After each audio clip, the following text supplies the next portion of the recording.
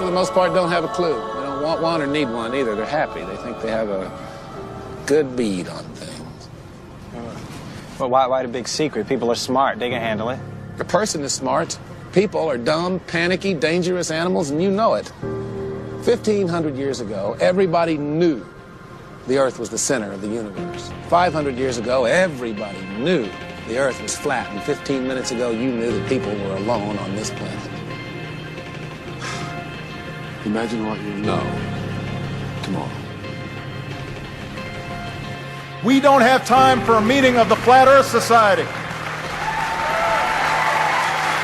A group of social criminals, these people in the space program.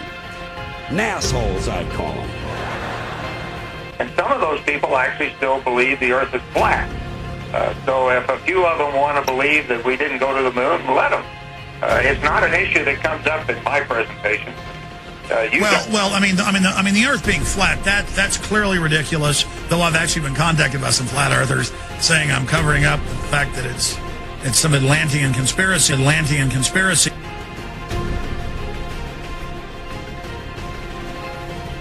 NASA. As you can see, we got a nice red serpent tongue coming through there. NASA. And there's the UN flag.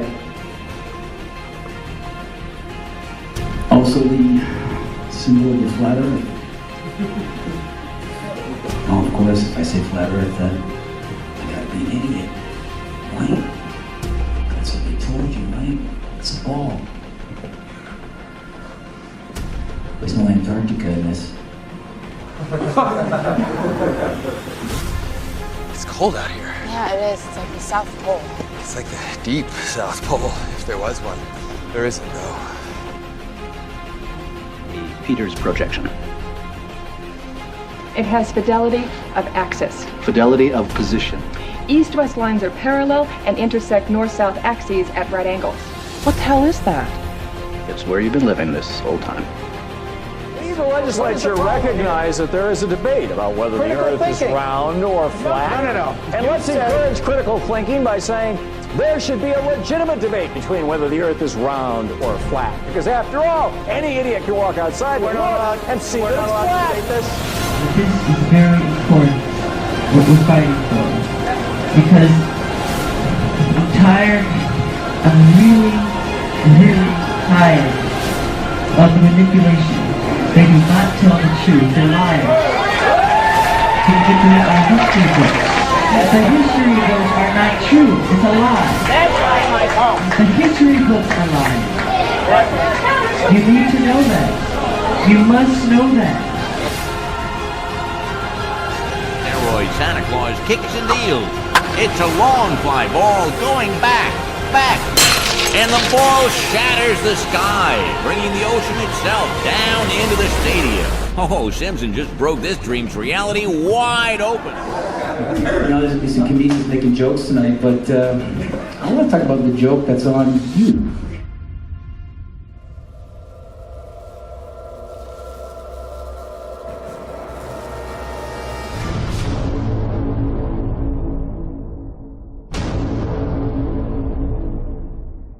The German cartographer, Mercator, originally designed this map in 1569 as a navigational tool for European sailors.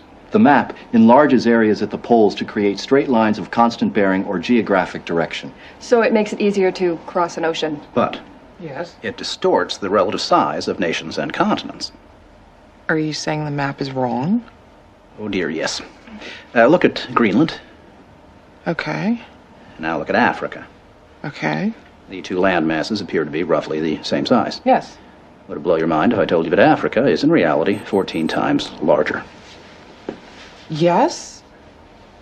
Here we have Europe drawn considerably larger than South America. When it's 6.9 million square miles, South America is almost double the size of Europe's 3.8 million. Alaska appears 3 times as large as Mexico, when Mexico is larger by 0.1 million square miles. Germany appears in the middle of the map when it's in the northernmost quarter of the Earth. Wait. Relative size is one thing, but you're telling me that Germany isn't where we think it is? Nothing's where you think it is. Where is it? I'm glad you asked. Okay, so here's the picture of the Earth from space. There it is. Since you were a kid, you've seen this image. But you've never seen it from that point of view. You know what? We adopted this whole model like 400 or 500 years before the airplane. 400 years before the airplane, pretty much. Like, what, like beginning of the 1900s? They went to the North Pole in the 1900s. This is 1482. Nobody went to the top of the globe, to the bottom, or flew up, or built a skyscraper until...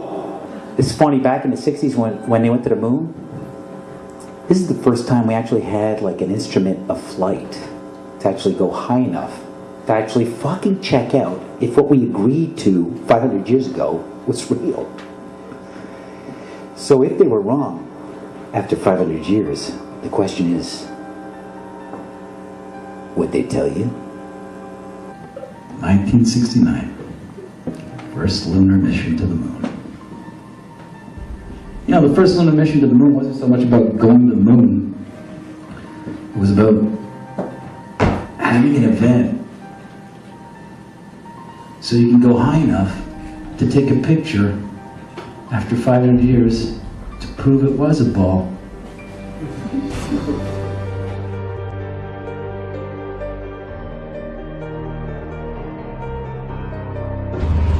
And they had as king over them the angel of the bottomless pit, whose name in Hebrew is Abaddon, but in Greek he has the name Apollyon.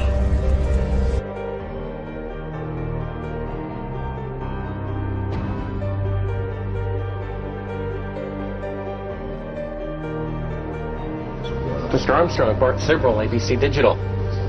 Wanted to give you the opportunity to swear in the Bible that you walked on the moon. The two most watched televised events in history: the moon landing and the towers falling.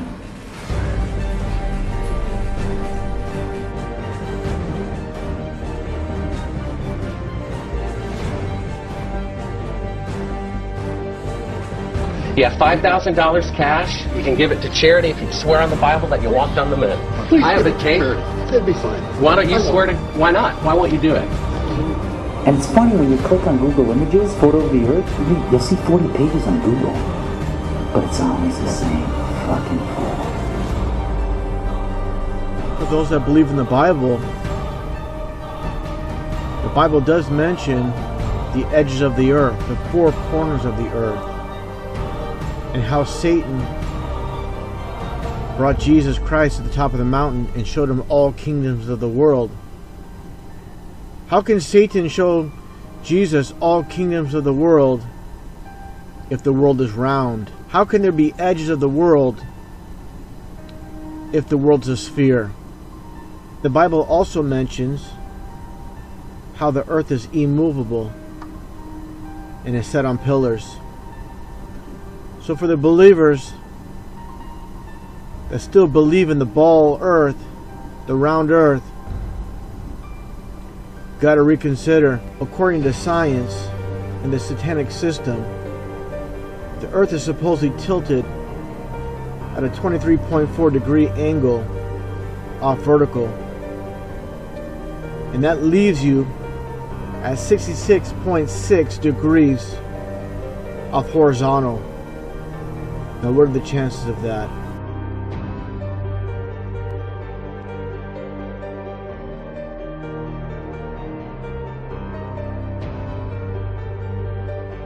Most people saw the lunar landing and they swear on it because they heard it on the radio. CBS put up screens all over in Central Park, along with NBC, you know, so they could work with groupthink dynamics. Reality is reinforced by group dynamics. Witnessing it. The zero-G illusion, also, that you see astronauts, they look like they're floating or flying in space. It's achieved through 3 different ways. One way is through zero-G planes. They're just Boeing 737s specially outfitted to do these parabolic maneuvers, where they do a parabolic, and then you have a zero-G like free fall state where it seems like you're floating for about a minute at a time. You can keep this going. The second way, when they're like at the fake International Space Station fixing things outside of it, this is done in a pool, in a dark pool. They're actually underwater, and you can see bubbles rising out of the pool, proving that they're in a pool in many of their spacewalks. So the outside space shots are done in the pool. The inside, most of the inside shots are done in zero-G planes, and then some of the longer inside shots are done with a green screen and harnesses, so they just kind of float on a harness in front of a green screen. And with these three methods, they're able to produce the zero-G effect that everybody thinks is them floating around in space.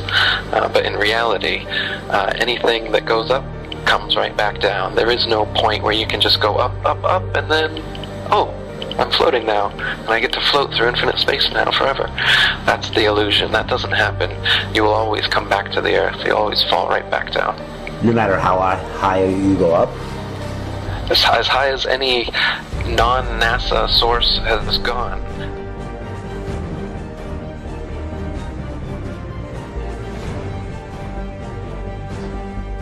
Jesus, you think he knows?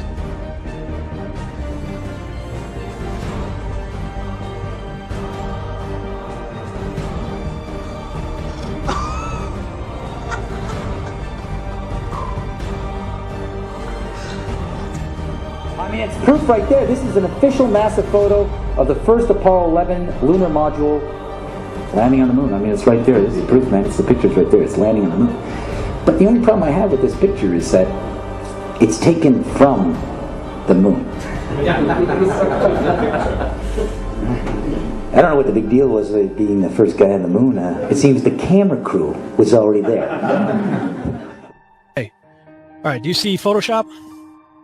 Yes. Yeah. Okay. And if those of you think this technical difficulty was planned and think I'm scamming you, go do it for yourself. I'm going to zoom in on the Earth in Photoshop. You see the Earth? Yep. Okay, I'm going to go to Image, Adjust, Levels, and I'm going to bring the levels over here. And I'm going to bring the levels up. Uh-oh. What is that?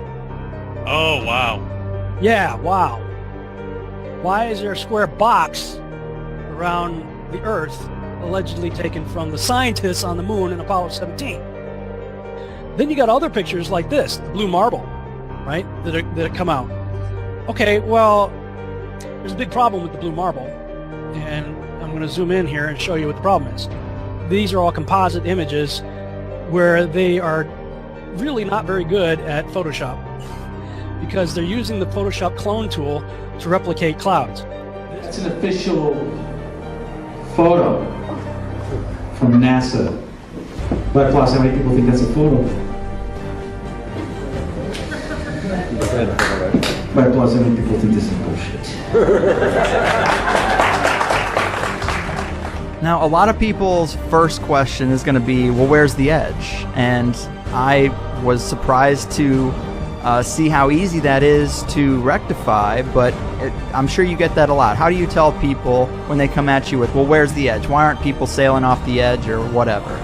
So, in the flat Earth model, the North Pole is in the middle, and the Earth is a disk shape, and the Antarctica is all the way around, holding the oceans in. And so it's a fact, if you're at the North Pole and you go south, no matter which, actually it doesn't matter where you are, if you go south eventually, you're going to end up in Antarctica. But on the ball model, it's just a little ice continent underneath the ball. Yet in this model, it's all the way around you, holding the oceans in. As for whether there's an edge beyond the Antarctic ice plateau, this wall that holds everything in is about 100 to 200 feet tall, and once you climb up on the ice wall, it's a plateau of snow that just goes on and on and on.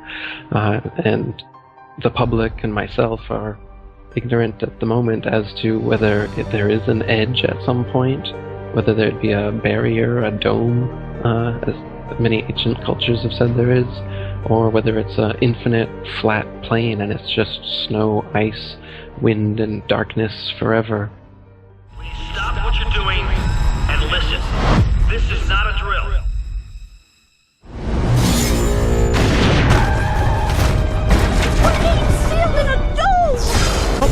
I can't tell you if what happened is an act of terror or an act of God. Where the hell did it come from? No idea. You have people trapped in here! We're on our own. What are you telling us? We're trapped like rats?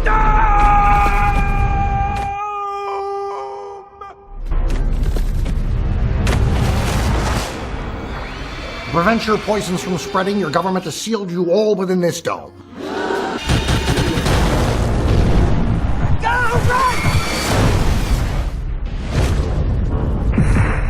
Our best guess puts the dome at 20,000 feet, sir. Did he just call it a dome? You think we might be stuck in here a while? I think that even if what's wrong suddenly becomes right, the Army's just gonna quarantine this place. I want roving death squads around the perimeter 24/7. I want 10,000 tough guys. Let me out! Let me out! What's the most resilient parasite? An idea. A single idea from the human mind can build cities.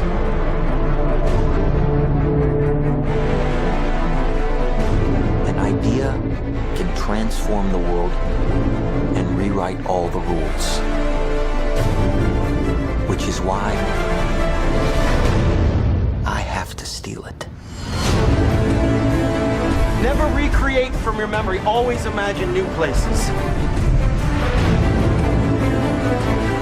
He's hiding something, and we need to find out what that is.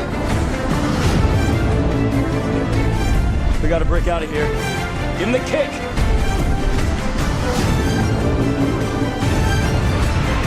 This was not a part of the plan! Wake me up! Wake me up!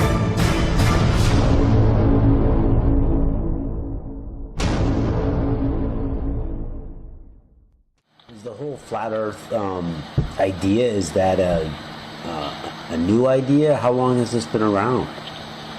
No, the flat Earth was worldwide for thousands of years before this spinning ball Earth came around. The first person to think of the spinning ball Earth was also the first Freemason, Pythagoras of Samos. Most Freemasons trace their ancestry of a few back to Pythagoras as being the first Freemason.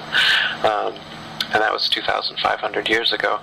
But his idea didn't catch on at all until about 500 years ago when Copernicus, another Freemason and Jesuit, wrote his book promoting this spinning ball Earth and concept. And then Kepler and Newton and Galileo, they took it from there, and now NASA and NASA and all the other space agencies, they're experts like Carl Sagan and Neil deGrasse Tyson. They're continuing this heliocentric spinning ball Earth gravity myth that's been going on for 500 years, and they keep adding on to it now.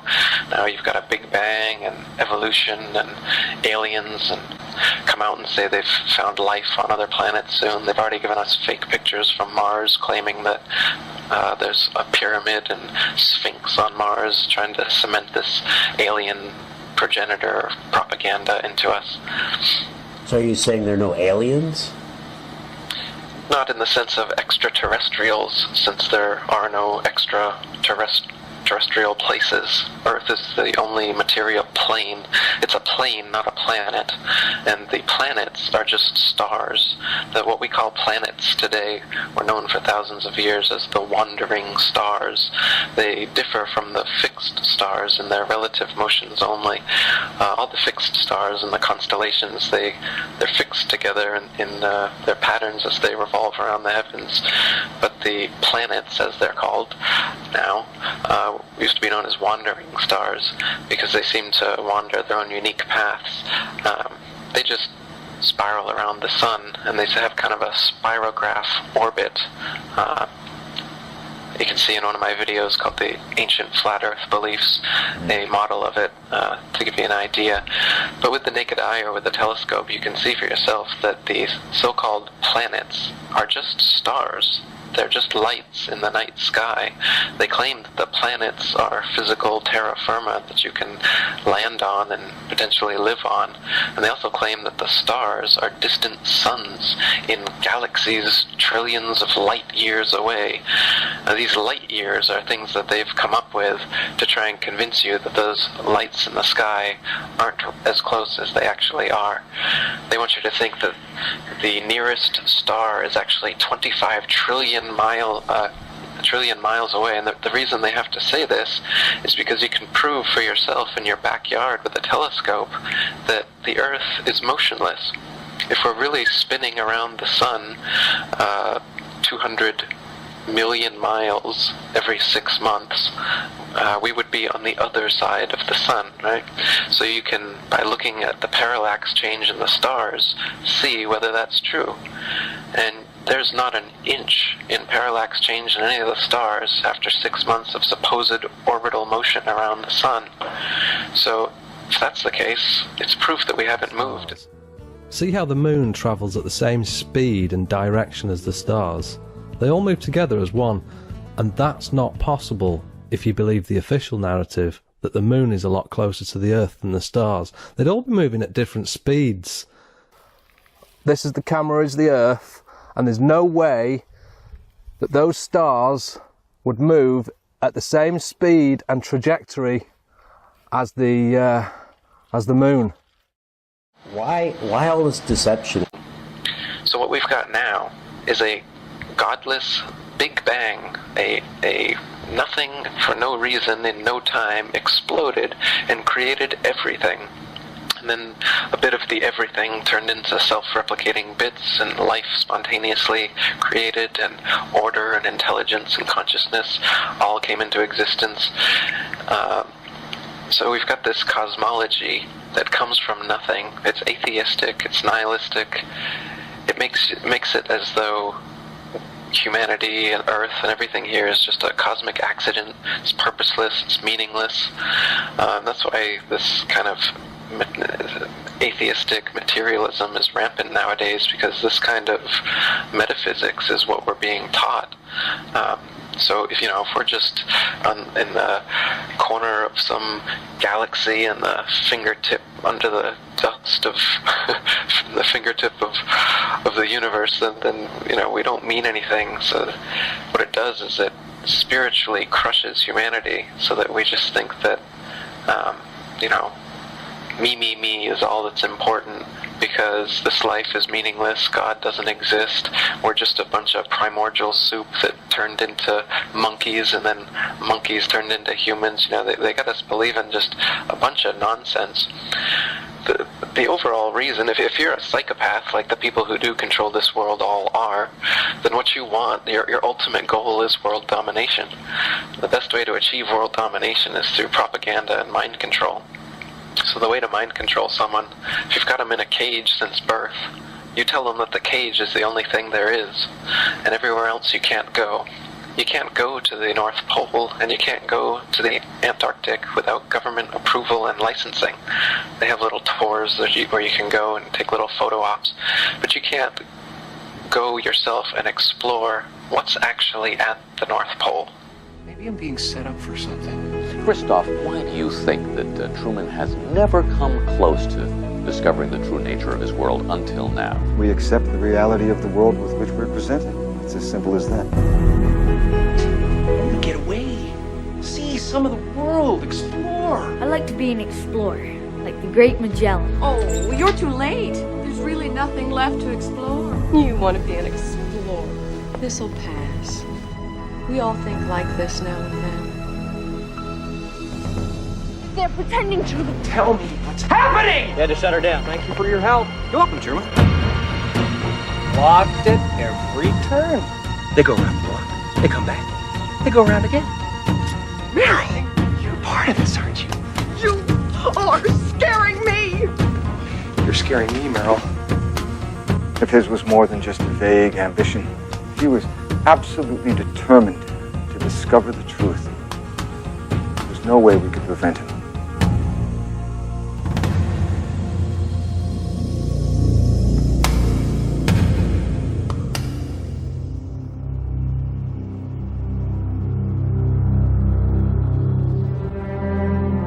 Hi, Christoph. I'd just like to say one thing. You're a liar and a manipulator, and what you've done to Truman is sick.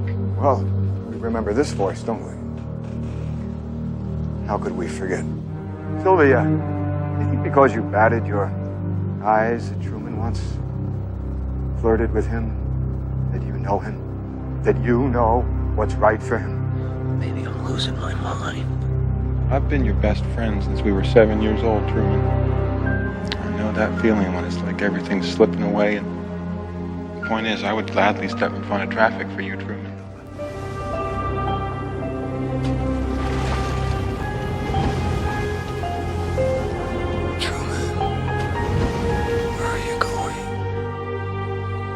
You really think you're in a position to judge him? What right do you have to take a baby and turn his life into some kind of mockery?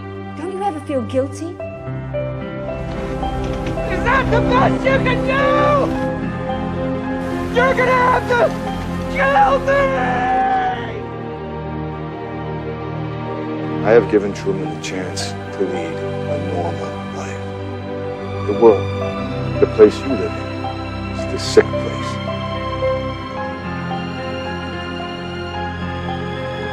Haven is the way the world should be. He's not a performer, he's a prisoner. Look at him, look at what you've done to him.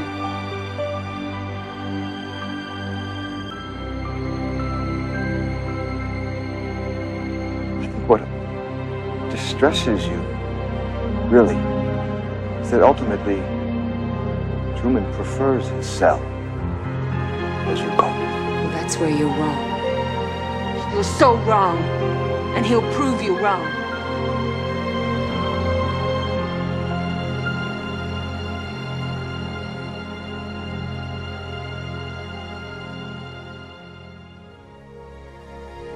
No, I am with you always, even unto the end of the world.